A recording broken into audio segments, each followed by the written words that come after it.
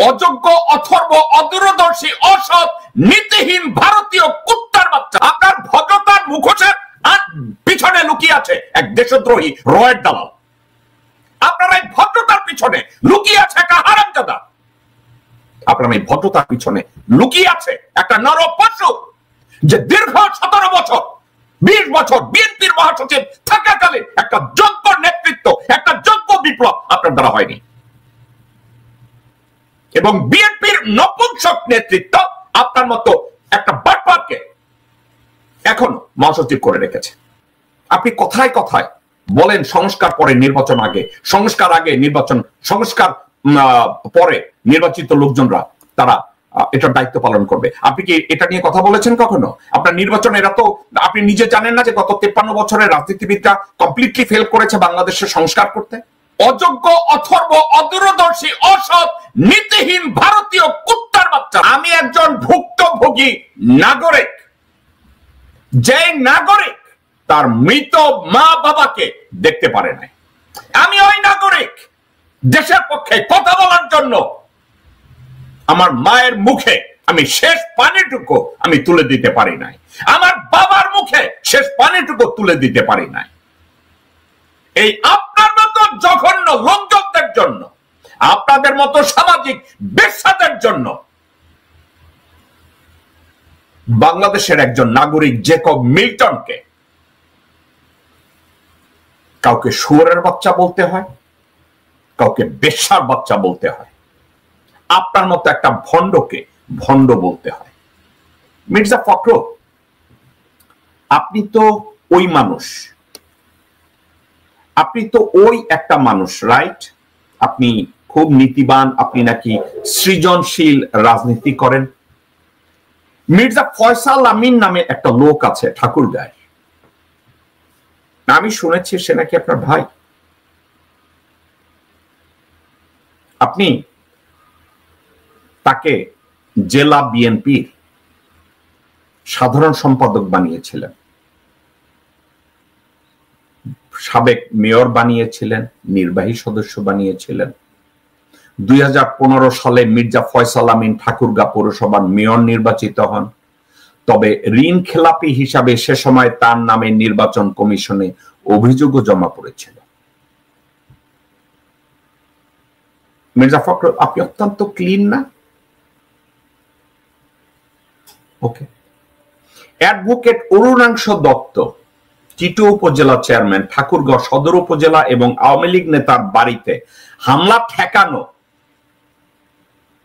এবং ওই অরুণাংশ দত্ত টিটুকে নিরাপদে বর্ডার পার করা এবং জেলায় তার যাবতীয় সম্পদ রক্ষার দায়িত্বটা আপনার পরিবার নিয়েছে।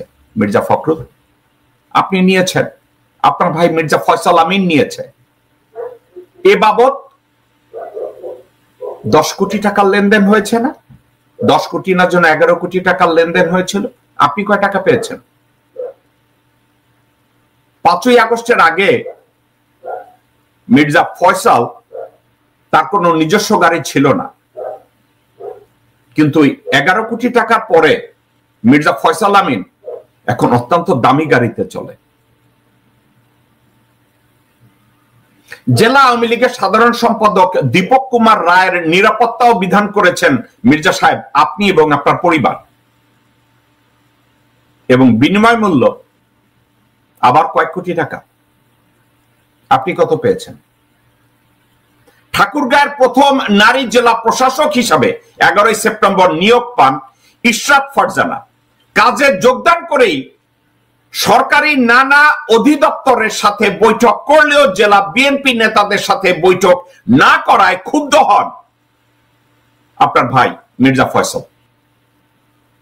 ঠাকুরগাঁ সরকারি বালিকা উচ্চ বিদ্যালয় নির্মাণ ভবন চাঁদা দাবির ঘটনায় বাধা দিলে ইরশাদ ফারজানাকে 27শে নভেম্বর ঠাকুরগাঁও থেকে রাঙ্গামাটিতে বদলি করা হয়, যার পিছনে আপনি ইনফ্লুয়েন্স করেছেন। আপনি নিজে ইনফ্লুয়েন্স করেছেন মির্জা ফখরুল। ঠাকুরগাঁও থেকে তাকে একজন জেলা প্রশাসককে কোথায় পাঠাইছেন? বান্দরবন। এবং এই কাজটা কিভাবে হয়েছে, রাঙ্গামাটিতে পৌঁছায়া আপনি পাইছেন কি, মানে আপনি বিএনপির বিগ কাহুনা, আপনি বিএনপির অনেক চোরকে হেফাজত করেন, তাদেরকে আপনি শুয়োরের বাচ্চা বললে গালি দেন না, কারণ ওর ভাগটা আপনার ভাগে আসে। মির্জা ফখরুল,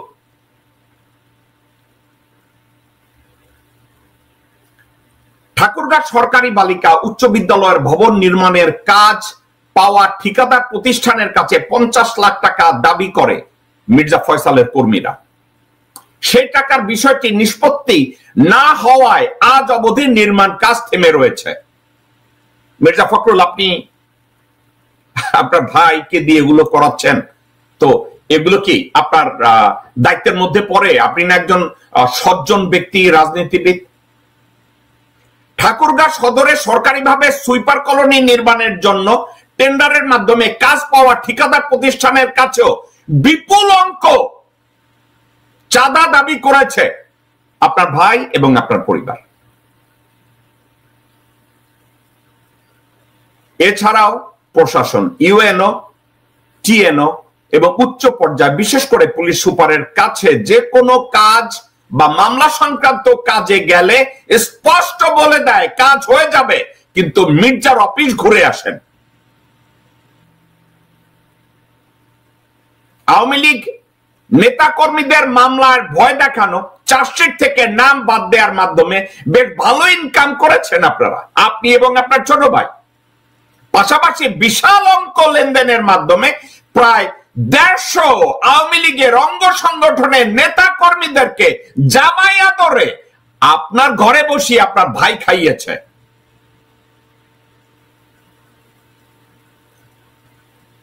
এই কিন্তু নিজ দলের নেতা কর্মীদের তোপের মুখে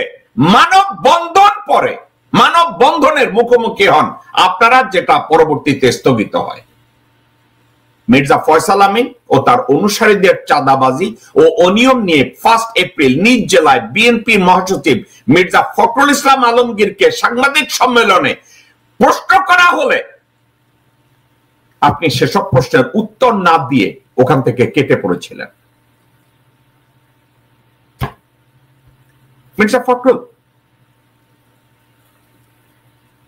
আপনি একজন নিঃসন্দেহে শিক্ষিত একজন মানুষ। আপনি কি মার্জিত? হ্যাঁ, আপনি মার্জিত। আপনি আমার মতো অভদ্র না। এখন কথা একটা, আপনার এই ভদ্রতার মুখোশের আড়ালে লুকিয়ে আছে একটা ভণ্ডামি। আপনার ভদ্রতার মুখোশের পিছনে লুকিয়ে আছে এক দেশদ্রোহী রয়ের দালাল। আপনার এই ভদ্রতার পিছনে লুকিয়ে আছে একটা হারামজাদা।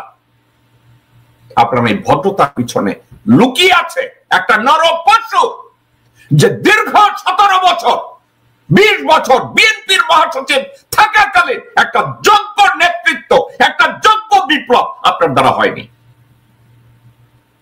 এবং বিএনপির নপুংসক নেতৃত্ব আপনার মতো একটা বাটপারকে এখন মহাসচিব করে রেখেছে। মির্জা ফখরুল, যখন আপনার নেতার বিরুদ্ধে আপনি বলেছেন আপনার নাকি ভাই একজন তারেক রহমান, আপনার ভাই নাকি একজন তারেক রহমান, রাইট? আপনার ভাইকে যখন এই নপুংসক এই কথাটা বলে, আপনি কি করেছিলেন? লন্ডনে থেকে কি করে জানেন? আমি কয়দিন লন্ডনে গেছি। অথবা মিথ্যা, এর ইনভেস্টিগেট করার দায়িত্ব আপনার। কিন্তু জনাব তারেক রহমানকে যখন ডিফেন্ড করে এই চোর তাজুল, এ তো কোনো সাধারণ মানুষ না। এই চোর তাজুল তো ওই চোর তাজুল যে স্বাধীনতা পদকের স্বর্ণ চুরি করেছিল হাসিনার কাছ থেকে, ওই তাজুল। এখন এই তাজুলের মতো লোক যখন জনাব তারেক রহমান অর্থাৎ মির্জা ফখরুল আপনার দলের নেতাকে এভাবে ডিফেন্ড করে, এভাবে অসম্মান করে, আপনি কি তার কোনো জবাব দিয়েছিলেন নাকি মেনে নিয়েছিলেন যে তারেক রহমানকে যদি ডিফেন্ড করে, তারেক রহমানকে যদি মেরেও ফেলে, আমি মির্জা ফখরুলের কিছু আসে যায় না, আমি তো মহাসচিবই থাকবো। বেগম খালেদা জিয়া যদি মারা যায়, যাক, বিএনপির আলটিমেট নেতৃত্বে তো আমিই আছি। বিষয়টা কি তাই? আপনি কি কিছু করেছেন মির্জা ফখরুল? করেছেন কিছু? আপনি বলেন নাই, কারণ আপনার মতো নপুংসকরা তখনও বসে থাকে, কিছু বলা যাবে না। মির্জা ফখরুল, আপনি এই হেলিকপ্টারে করে জেনারেল ওয়াকার, ভারতের এনএসজির কিছু স্নাইপার শুটার ছিল গণভবনে, তাদের কাজ ছিল হাসিনা যদি কাউকে শুট করতে বলতো, গণভবন থেকে তারা বেরিয়ে যেত প্রিপারেশন নিয়ে। ওয়াকার তাদেরকে সাপোর্ট দিয়েছে। আর্মি এভিয়েশনের হেলিকপ্টার ব্যবহার করা হয়েছে আমার দেশের জনগণকে খুন করার জন্য। মির্জা ফখরুল, আপনি কি এটা নিয়ে কথা বলেছেন কখনো? আপনি কি আজ অবধি, 5ই আগস্টের পরে আজ অবধি জেনারেল ওয়াকার সম্পর্কে একবার জনসম্মুখে বলেছেন যে জেনারেল ওয়াকার বিডিআর পিলখানা ম্যাসাকারে আপনি মির্জাফরের ভূমিকা পালন করেছিলেন, আপনার নির্দেশে দেশের জনগণের উপরে গুলি চালানো হয়েছিল, একবারও বলেছেন? আপনি কথায় কথায় বলেন সংস্কার পরে নির্বাচন আগে, সংস্কার আগে নির্বাচন, সংস্কার পরে